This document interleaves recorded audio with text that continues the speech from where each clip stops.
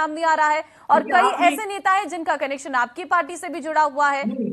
आपने एक बहुत बेहतरीन बात कही, आपने कहा चुनाव के समय ही क्यों होता है।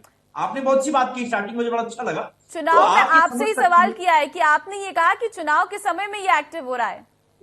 नहीं नहीं, हाँ ठीक है। मैं हाँ वही तो सोच रहा हूं कि आप लोग ऐसे कैसे बोल। सुनिए, दूसरी बात ये है, आप जरा सोचिए, अभी अगर देखें 2017-18 में भारतीय जनता पार्टी के जो है आईटी सेल के लोग आईएसआई से लिंक पाए गए। मैं नाम बताता हूं, ध्रुव सक्सेना, आपको याद होगा राजस्थान में कोई पुरोहित करके था।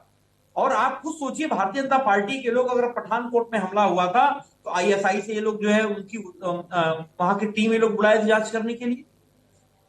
तो ये खुद ही जो है, ये भारतीय जनता पार्टी के लोग ऐसे लोग हैं, केवल इनकी मिलीभगत है।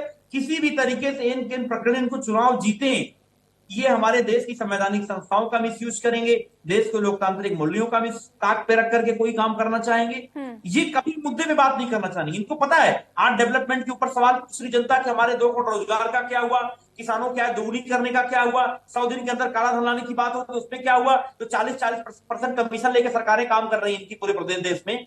वो आज उन सबके ऊपर जनता सवाल पूछ रही है। इनके गैस सिलेंडर का क्या हुआ, हमारे जो 400 गैस सिलेंडर था 1200 मिल रहा ठीक है है। दीपक जी, सवाल आपसे ही है। लगातार आरोप आप पर ये भारतीय लग जनता रहे हैं पार्टी के समाजवादी लोग पार्टी की तरफ बाहर से कि करके चुनाव बैठना चाहते नजदीक हैं। आ रहे हैं, तो इस तरीके से जो जांच है वो चलाई जाती है और ये भटकाने का काम किया जा रहा है महंगाई, बेरोजगारी और तमाम मुद्दों से।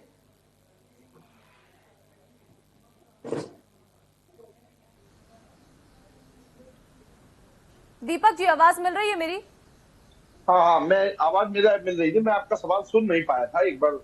हाँ, मेरा सवाल ये है कि समाजवादी पार्टी जो मुख्य विपक्षी पार्टी है इस वक्त उत्तर प्रदेश में, उनका साफ तौर पर कहना है कि चुनाव के समय में ही इस तरीके से कार्रवाई की जाती है, उस समय इस तरीके के कनेक्शन निकलकर सामने आ सकते हैं, बहुत सारे मुद्दे हैं, उनसे भटकाने का काम करती है बीजेपी और इस समय में इस तरीके के कनेक्शन ले आती है।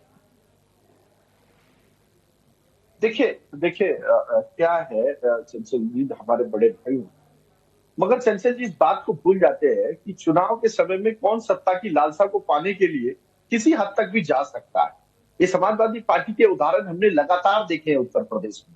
इस सत्ता की लालसा के लिए जब हमने भी सुना था कि मुख्तार अंसारी का बेटा किस तरीके से सत्ता की चाह का ललक देख रहा था, ये आने अरे दीजिए, कहाँ बात कर रहे हो आप, क्या जवाब पूछा जा रहा है, उसका क्या बोल रहे हो करोगे। आप। अरे आप मुझे अरे बताओ, जब पूरी बात पीएफआई के पूरी ऊपर ऑलरेडी बैन पूरी है बात हो तो जाने फिर दीजिए कैसे ना। गतिविधियां चल रही पूरी है, किसने अरे हो रही है कहा ये, चंचल जी, सरकार छोड़ रही है मैं तो क्या, आपके मजाक पीछे कर रहे नहीं हैं, बोला। प्रदेश को आप आप लोग एकदम दूसरी बात है, जो वो मजाक क्या था जब आपने आतंकवादियों की भी उनकी एफआईआर मुकदमे वापस अरे लिया लिए, आतंकवादियों वो को, क्या था। आतंकवादियों को वो क्या था पाकिस्तान छोड़ के जब छोड़ने उनको वाली पार्टी का सक्रिय नाम लेने बताओ। के लिए भारतीय आप जनता अपने पार्टी के हवालों लोग पर हैं, बैठा लेते, अब वो आप क्या क्या था। बोल रहे हैं। जब आपने नहीं दीपक जी, आपने दीपक ऐसे जी। बड़े बड़े अपराधियों को संरक्षण देने का काम किया, हाँ, तब वो क्या था। आपकी पार्टी का, भारतीय जनता पार्टी नहीं का आईटी सेल का आप चेहरा ध्रुव सक्सेना कौन था, जो आईएसआई से लिंक पाया गया 2017 नहीं, में। ये अब्दुल खाली अंसारी कौन है।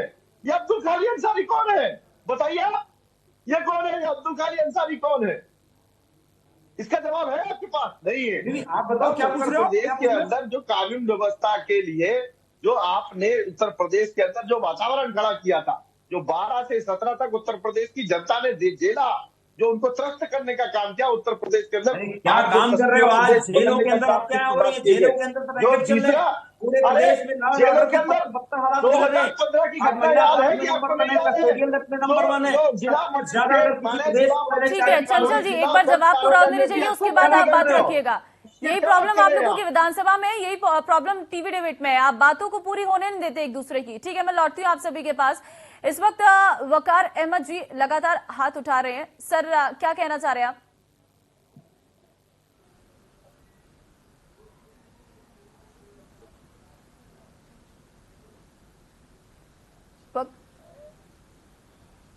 वकार जी, अगर आपको कुछ बात करनी है तो आप अनम्यूट कर रही है, आपकी आवाज नहीं पहुंच पा रही है। हम ये कहना चाह रहे थे हम्म। कि जैसे कांग्रेस के काल में इंडियन मुजाहिदीन नाम की कोई संस्था थी जिसमें लगातार गिरफ्तारियां हो रही थी। हम्म। जैसे ही भाजपा की सरकार आई है, वो इंडियन मुजाहिदीन बंद हो गई। अब पीएफआई में गिरफ्तारी शुरू हो गई। हम्म। फिर कांग्रेस आएगी। तो हम ये चाह रहे हैं कि ये आरोप प्रत्यारोप या जो मुसलमानों के बारे में इस तरह की बातें हो रही हैं, जिसमें मुस्लिम लड़के पढ़ाई लिखाई छोड़ के घर बैठने लगते हैं कई बार, आपने सुना पटना हाउस इनकाउंटर के टाइम पे बहुत सारे मुस्लिम लड़के दिल्ली, मुंबई, पूना छोड़ करके घर बैठ गए थे आकर के।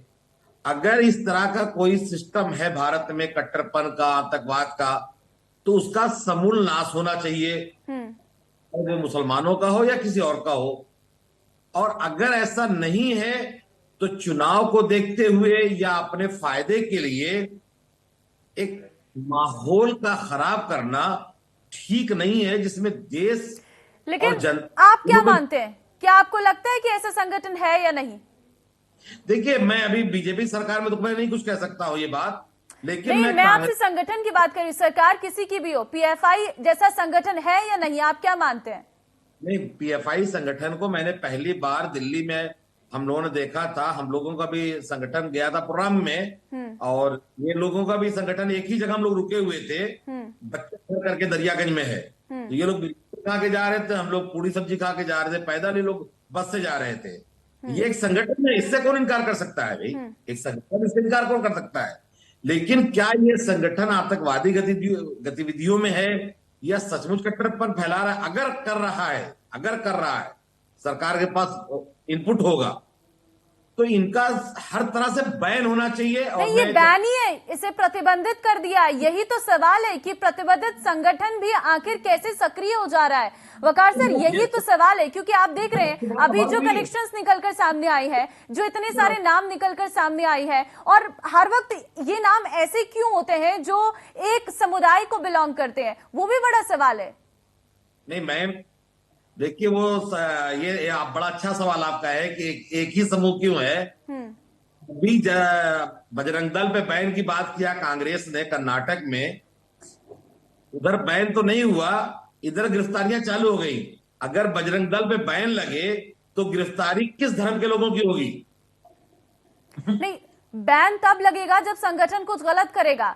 क्या बजरंग दल की तरफ से कुछ गलत किया गया है? क्या उनके खिलाफ कोई कार्रवाई के सबूत मिले हैं? नहीं, गलत पीएफआई पर सबूत मिले हैं और उसमें कुछ लोगों का नाम निकलकर सामने आ रहा है, और उनमें आप नाम जान ही रहे हैं, आपके सामने सारे नाम है, आपको पता है उनके अध्यक्ष कौन है, मुझे बताने की जरूरत नहीं है। मुझे उससे इतराज नहीं, हम लोग तो इसके विरोधी हैं। जितने लग भी नहीं रहा है लेकिन आपकी बातों से कि आप विरोधी है ऐसे संगठन जो देश का माहौल खराब कर रही है। देश के माहौल खराब तो बजरंग दल के लोग भी किया करते हैं।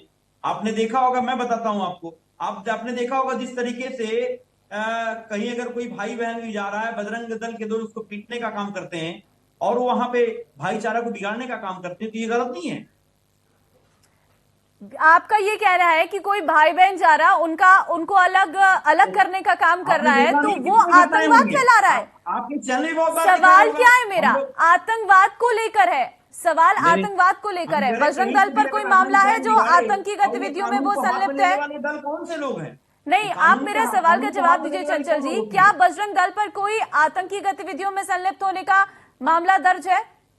मैंने आपको बताया बीजेपी आईटी सेल का बंदा ध्रुव सक्सेना पकड़ा नहीं, गया है। बीजेपी को छोड़िए, मैं बजरंग दल की बात कर रही हूँ, आप बजरंग दल पर बात कर रहे हैं ना, तो आप क्या उसके ऊपर बैन नहीं होना चाहिए? बीजेपी आईटी सेल बनी होना तो चाहिए। वो तो बीजेपी करेगी। मैं संगठन की बात कर रही हूँ, मैं संगठन की बात कर रही हूँ, क्योंकि जो पीएफआई संगठन है, आपको पता है वो देश में आतंकवाद फैला रहा है, तो अपने आप उस पर कार्रवाई होनी चाहिए। चलिए फिलहाल अभी समय बहुत कम है। आप सभी का बहुत धन्यवाद हमारे साथ जुड़ने के लिए, और क्योंकि पीएफआई पर एक्शन को लेकर कहीं ना कहीं बहुत सारे सवाल उठ रहे हैं, और जिस तरीके से अभी ताबड़तोड़ छापेमारी चल रही है, तो कई लोगों का नाम निकलकर सामने आ रहे हैं, कुछ पार्टियों के नेताओं के नाम भी निकलकर सामने आ रहे हैं। इसलिए उत्तर प्रदेश में एक बार फिर इसको लेकर राजनीति भी काफी भड़क उठी है। फिलहाल इस बड़ी बहस में बस इतना ही। बाकी नई खबरों के लिए आप बने रहिए इंडिया न्यूज के साथ। नमस्कार।